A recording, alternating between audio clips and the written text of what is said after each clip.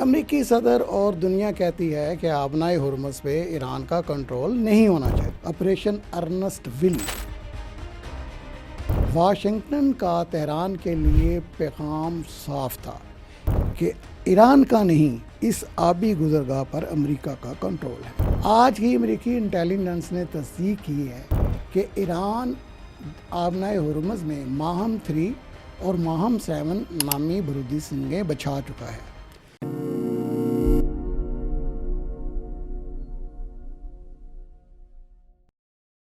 السلام علیکم ورحمۃ اللہ وبرکاتہ۔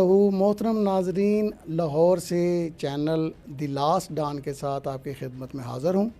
امریکی صدر اور دنیا کہتی ہے کہ آبنائے ہرمز پہ ایران کا کنٹرول نہیں ہونا چاہیے۔ یہ قدرتی گزرگاہ ہے، ایران کا اس سے پہلے کبھی بھی کنٹرول نہیں تھا۔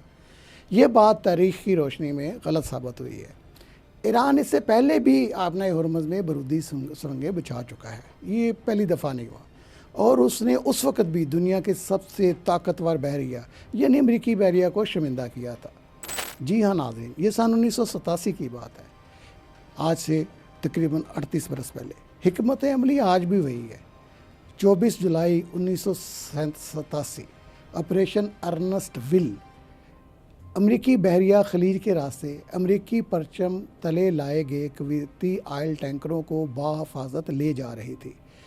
فریگیٹس، کروزرز اور اختیارہ بردار بحری بیڑا مکمل تیاری کے ساتھ موجود تھا۔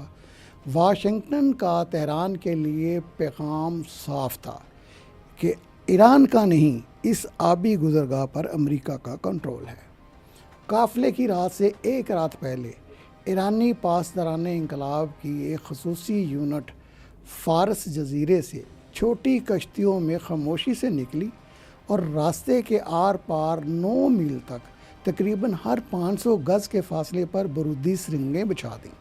صبح ہونے سے پہلے وہ واپس جا چکے تھے۔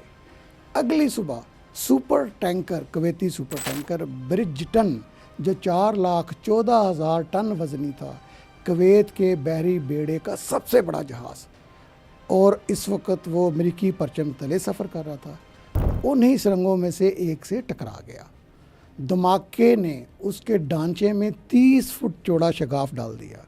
اس کی رفتار کم ہوئی مگر وہ رکا نہیں، اور اسے تحفظ دینے کے لیے معمور امریکی جنگی جہاز اس کے پیچھے قطار بنا کر چلنے لگے۔ یوں ایک سویلین آئل ٹینکر بارودی سرنگوں سے بھرے راستے میں امریکی بحریہ کی رہنمائی کرنے لگ پڑا۔ وہ امریکی بحریہ جس نے اس آئل ٹینکر کو گائیڈ کرنا تھا، اس کی حفاظت کرنی تھی، اب ہوا یہ کہ وہ آئل ٹینکر جو ہے اب امریکی بحریہ کے جہازوں کی رہنمائی کر رہا تھا۔ ایران نے ایک بھی گولی نہیں چلائی۔ اب آتے ہیں مئی 2026، وہی آبنائے ہرمز اور وہی حکمت عملی۔ آج ہی امریکی انٹیلیجنس نے تصدیق کی ہے کہ ایران آبنائے ہرمز میں ماہم 3 اور ماہم 7 نامی بارودی سنگیں بچھا چکا ہے۔ ماہم 3 300 کلوگرام وزنی لنگر انداز سرنگ ہے، جو ایک ہی جگہ ہے لنگر انداز ہوتی ہے، جس میں ساؤنڈ سینسر نصب کیے جاتے ہیں۔ غیر مقناطیسی ڈھانچے والے جہاز بھی اسے ایکٹیویٹ کر سکتے ہیں۔ ماہم 7 ایک طے در طے سرنگ ہے جسے سونار نامی مائنز ڈیٹیکٹر کو دھوکہ دینے کے لیے خاص طور پر تیار کیا گیا ہے، اور اس کے مقابلے میں بارودی سرنگیں صاف کرنے والے تمام جہاز گویا اندھوں کی طرح کام کرنا شروع کر دیتے ہیں۔ آپ ماہم 7 کو دیکھ نہیں سکتے، آپ اسے سن نہیں سکتے، اور پھر اچانک جہاز ٹکرانے پہ اس کی کیل چٹک جاتی ہے۔ اب تک 1 درجن سے بھی زیادہ سرنگوں کی تصدیق ہو چکی ہے، مگر آبنائے ہرمز میں ٹینکروں کی آمد و رفت 90% تک گر چکی ہے۔ اس سے پہلے امریکہ نے ستمبر 2025 میں خلیج کے لیے مختص اپنے آخری اسپیشل مائن سویپر ریٹائر کر دیے تھے، کیونکہ اپنی عمر پوری کر چکے تھے۔ تو اب پھر مائن سویپنگ کے لیے کون آ رہا ہے؟ آبنائے ہرمز میں کون بڑھ رہا ہے؟ برطانیہ۔ جی ہاں، وہی ملک جس نے دوسری جنگ عظیم کے دوران جدید بارودی سرنگ توڑنے والی حکمت عملی کی بنیاد رکھی تھی۔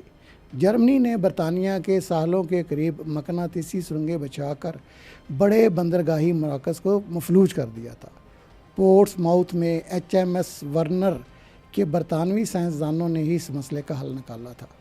انہوں نے ڈی گاسنگ ایجاد کی، یہ ڈی گیسنگ یعنی جہاز کے مقناطیسی میدان کو بے اثر کرنا۔ انہوں نے ڈبل ایل سویپ بھی تیار کیا، یہ گھسیٹا جانے والا کیبل سسٹم تھا جو سرنگوں کو محفوظ فاصلے سے دھماکہ کر کے اڑا دیتا تھا۔ یہی تکنیکیں آج بھی استعمال ہو رہی ہیں۔ برودی سرنگیں صاف کرنے کی بنیادی حکمت عملی وضع کرنے والا ملک برطانیہ ہی تھا، اور اب یہی ملک آبی گزرگاہ آبنائے ہرمز کو دوبارہ کھولنے کے لیے 35 ممالک کے اتحاد کی قیادت کر رہا ہے، جس میں فرانس بھی شامل ہے، جرمنی بھی، جنوبی کوریا بھی، جاپان بھی، اور کئی آسٹریلیا بھی اور دوسرے ممالک۔ مگر مسئلہ یہ ہے کہ برطانیہ نے بھی سن 2026 کے شروعات میں خلیج سے اپنا آخری مائن ہنٹر واپس بلا لیا تھا۔ اب وہ خود کار برودی سرنگ تلاش کرنے کے لیے ایسے نئے ڈیٹیکٹر تعینات کر رہا ہے جنہیں کبھی بھی جنگی حالات میں آزمایا نہیں گیا۔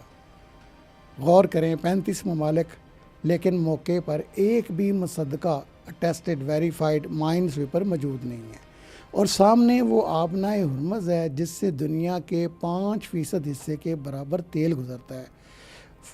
صرف تیل نہیں، اس کے اندر سے فاسفورس کھاد بھی گزرتی ہے، اس کے اندر سے اور بھی بے شمار چیزیں گزرتی ہیں جو دنیا کی صنعتیں چلانے کے لیے بہت ضروری ہیں۔ ایران نے 1987 میں سیکھ لیا تھا کسی آبنائے کو بند کرنے کے لیے، آبنائے ہرمز کو بھی بند کرنے کے لیے نیوی کی ضرورت نہیں ہوتی ہے، صرف شک کافی ہوتا ہے۔ 38 برس بعد صرف 12 سرنگیں یا 12 سے کچھ زیادہ، اور دنیا آج بھی ثابت کر رہی ہے کہ سن 87 میں ایران کا جو اندازہ تھا ہرمز بند کرنے کے لیے وہ بالکل درست تھا۔ آج دنیا آبنائے ہرمز میں ابھی بھی 90% ٹریفک ختم کر چکی ہے۔ محترم ناظرین، اپنا خیال رکھیے گا، ہمارے چینل کو سبسکرائب کر دیجیے گا اور بیل آئیکن کو دبا دیجیے گا تاکہ ہماری آنے والی ویڈیوز آپ تک بر وقت پہنچتی رہیں۔ پاکستان زندہ باد۔